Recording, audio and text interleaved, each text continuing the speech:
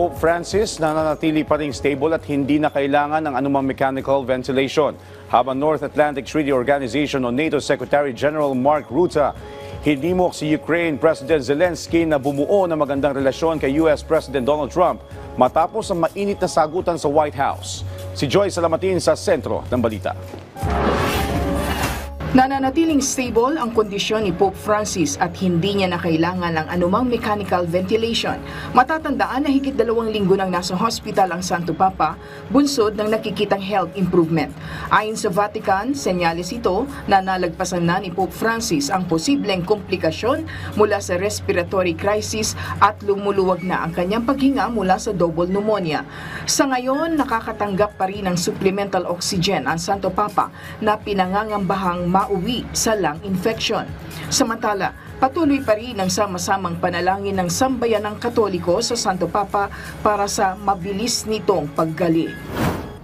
Sa Amerika, hinikayat ni North Atlantic Treaty Organization o NATO Secretary General Mark Rutte si President Volodymyr Zelensky na gumawa ng paraan para bumuo ng magandang relasyon sa pamahalaan ni US President Donald Trump.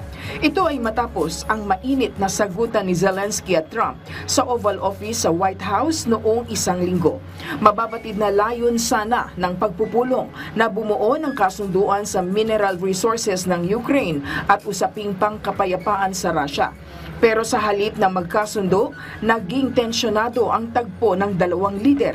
Giit ni Trump, tila hindi pa handa ang pamahalaan ni Zelensky sa peace talk. Nagpasalamat naman si Zelensky sa Estados Unidos sa kanyang naging state visit at iginiit ang patuloy nilang pagsisikap sa pangmatagalang kapayapaan. Para kay NATO Chief Rutte, tinawag niyang unfortunate ang nasabing komprontasyon. Binigyang diin rin nito ang kahalagahan na kilalanin ni Zelensky ang naging suporta ni Trump sa Ukraine, kabilang na aniya ang pagbebenta ng Javelin missiles noong una nitong termino. Samantala, nagningning ang Hollywood A-listers sa 2025 event ng Oscars Red Carpet, kung saan pinangunahan ng TV host, comedian at producer na si Conan O'Brien ang Meme Song 97th Academy Awards. Sa nasabing event, naging mainit ang tapatan ng pelikulang Anora at Conclave para sa Best Picture Award. Samantala, si Adrian Brody mula sa pelikulang The Brutalist ang naging favorite star bilang Best Actor.